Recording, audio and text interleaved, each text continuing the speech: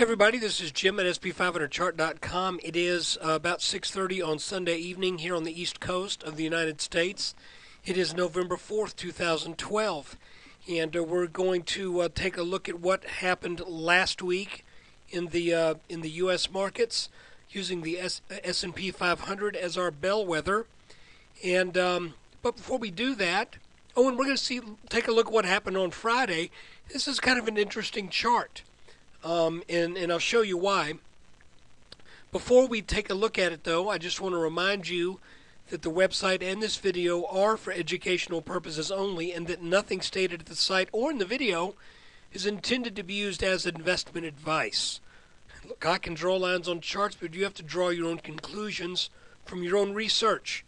And after you've done that, you need to make investment decisions that are suitable for your personal financial situation. And I'll add to that, also suitable for your emotional outlook. I am not a licensed financial professional, and I am just a guy who draws lines on charts. So let's take a look. Starting out with a 30-minute chart, you can see that I had drawn two fairly major lines for what has taken place over the past 2+ months. And the first line is this top red line right here, which I believe is a correct read on the markets for the tops. This could be possibly adjusted to here, making this 1/2 of a day over this line something of an out of bounds move. And there may be a reason to think that could happen, but I'm going to leave it there. Then we had this bottom purple line that I've been calling the neckline of a triple top that broke back on the 23rd. Let's look at this well, no, I'm going to leave it here. This pattern broke down. We spent almost a full week underneath this neckline. Then all of a sudden on Thursday, we got this crazy day where the market just rallied up, made a little topping pattern here, which I did not know that this pattern existed on Thursday, or I would have mentioned it because it hadn't formed yet. But really, it made a tiny little head and shoulders right here on the 5-minute chart, and then that broke down. So, here's what I'm going to do. And I'm going to be a little wishy-washy. But I think when I make this move, you'll understand. You might recall that this bottom line was drawn in another location.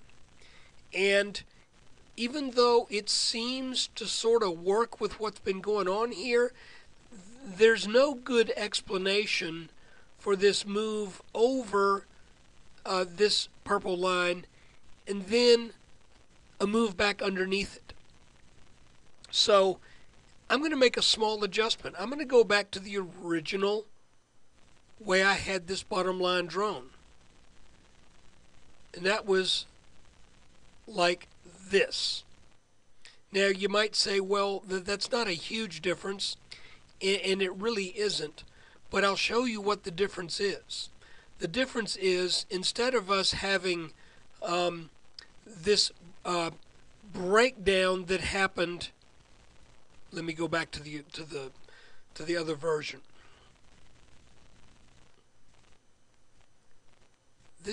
My computer's lagging a little bit. So anyway, there's the deal.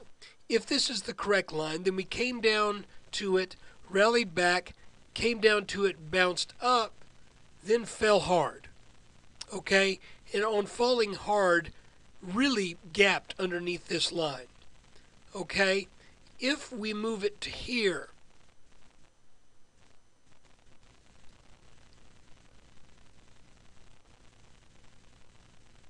then the move takes on a little bit different look. That is, we encountered support, momentarily broke underneath it for about a day, then recovered.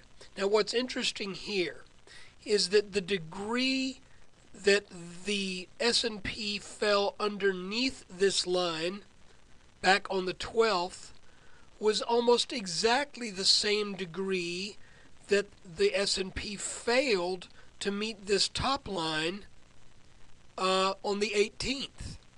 Okay?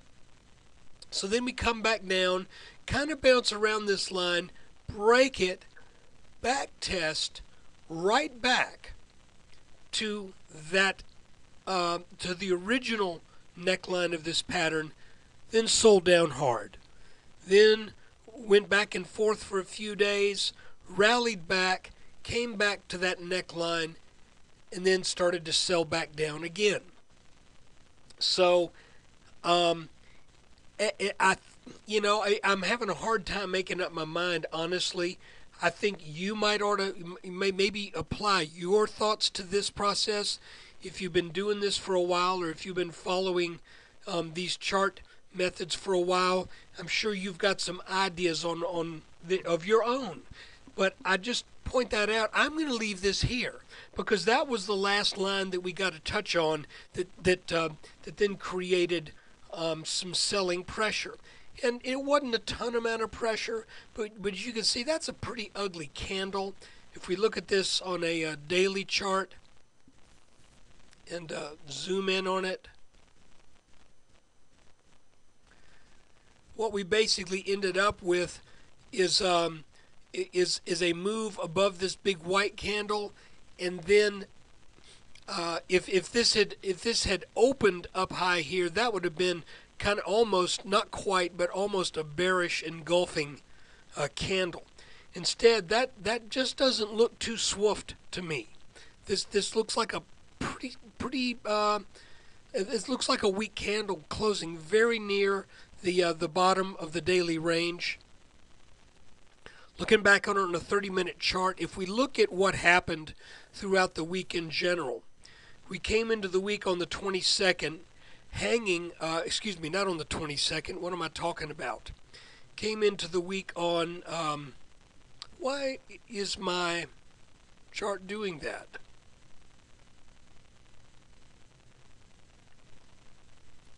Oh, you know, what just totally flustered me is I forgot the market was closed for 2 whole days this week because of Hurricane Sandy. I was looking at this chart and I'm going, this looks totally screwed up because I'm so used to looking at blocks of 5 days. So that's why I had the brain freeze right there. By the way, if this line is correct, where I've redrawn it, then we need to make a small adjustment on our target. Not a huge adjustment, but that affects the height of the pattern. And we would be looking now for a move to the mid-1390s instead of down into the 1380s. So, guys, what I was getting ready to say was it was an abbreviated week, and that means I don't know how much of a weekly review I can really do. But the idea that I had coming into the week, even before we had trading cancel on Monday and Tuesday, the feeling that I had is that we would likely be entering a period of some sideways action. And at the time, I thought the sideways would be between the low 1420s and roughly 1398. I'm adjusting that now a little bit. I'm now thinking that if the market is going to rally further, and this is an election week, and kind of from a fundamental standpoint, all bets are off because no one can say with any degree of certainty what's going to happen. I think I know what's going to happen, but I can't present a lot of evidence. All I can do is present what I believe is a decent case. But I'm not even going to do that. What I'll say is it looks now like we've got resistance in the low to mid 1430s, and we've got support down around in the 1406, 1405 area. And if this gives way, then I still would go for the call that if we break down through this cluster of support, which we still have, moving this line right here really doesn't change this cluster of support down here at all.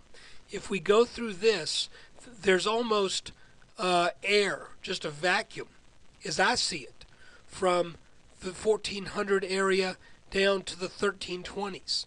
Now, undoubtedly, the market will find some place around here to bounce off of. It's just that I can't really tell where that might be from looking at the chart.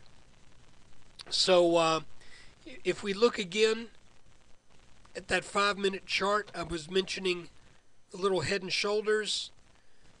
There, you got it right there. Left shoulder, head, right shoulder. And you can see how once this area right here was broken, after bouncing on it a few times, we encountered a series of waves of selling that culminated with the S&P closing near the lowest part of the day. If we measure this little head and shoulders top, okay guys, you know what just happened? I hit the record button on my screen cap program and it didn't start recording. So I'm going to come back to where I was measuring the top of this little head and shoulders right here. You can see that it has already made its target. So you can't really expect any more out of that little tiny 2-day long pattern. And you might even think that this may be a decent spot for a bounce based upon some other short-term trend lines. But what I just got through explaining is I didn't record it, and I'm going to have to get better about that, is that we are looking at trend lines that in the big picture are very, very minor. So going into this election week, I'm thinking this is probably one of those times when fundamentals, when news could easily trump and create what's the word I'm trying to find here? Could easily create enough momentum one way or another through news to not respect some of these short-term lines. After all, we get a presidential election every 4 years. The last one we had doesn't even show up on a 2-day chart. We go to a weekly chart, and how many have we had? Well, we had 04, 08, and now 12, here in November. So I guess what I'm saying is I would not be putting a tremendous amount of faith in what I'm seeing right now on a 30-minute chart, because what takes place at the polls represents, I believe, a fairly disparate choice of outcomes. I think there's a lot of difference between Mitt Romney and Barack Obama. I think Mitt Romney would be viewed as a much better president as it relates to business in general. I believe that regulations on certain regulations would be relaxed.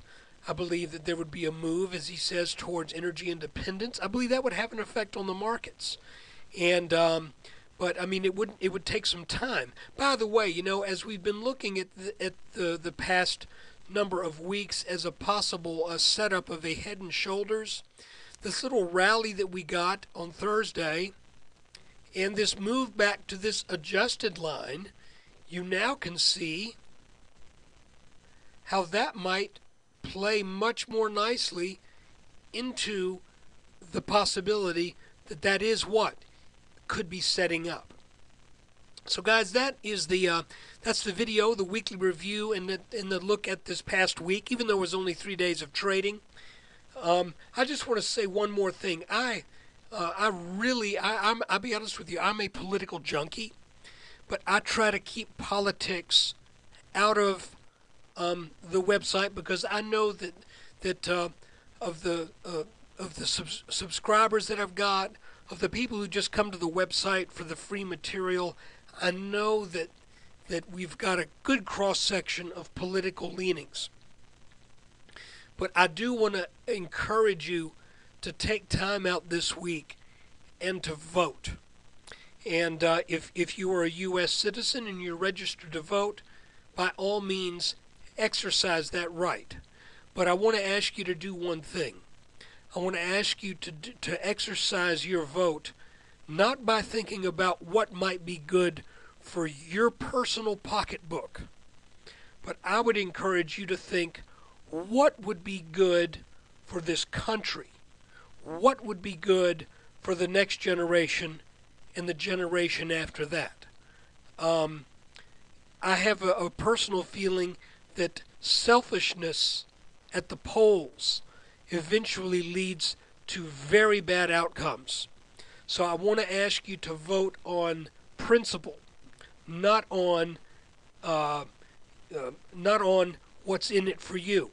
Think instead of, take a bigger and broader look, if you can, and ask yourself, what's in it for the nation, and what's in it for the world, what's in it for the next 2, 3, 4, 5, 6 generations that will come along long after we're dead and gone. So guys, on that note, thank you for your time and attention. I do need to give you a heads up. Fall is usually a pretty busy time for me, and it has been quite busy for me in November coming up here. I'm doing some photography in out of town again, so Tuesday, Wednesday, Thursday videos will come to you from a hotel room, and because of that, they will also likely be appearing somewhat later in the evening. I apologize for that. I know that I've got people who actually have contacted me. One person contacted me today and said, "I'm in Europe. It's really hard. I really enjoy watching your videos before I turn in for the evening." And eventually things will get back to a little bit more normal. I think once I get into winter and get through November, then we'll be back on a schedule of getting videos done within an hour or two of the market close. But I can tell you that this week, there are probably going to be some days when it's late. The following week, there'll probably be a day or two when I'm late. And then the very last week of November, same thing. I'm glad to be busy, but it means that the nature of my business means I usually start around 3 o'clock in the afternoon when I photograph my assignments.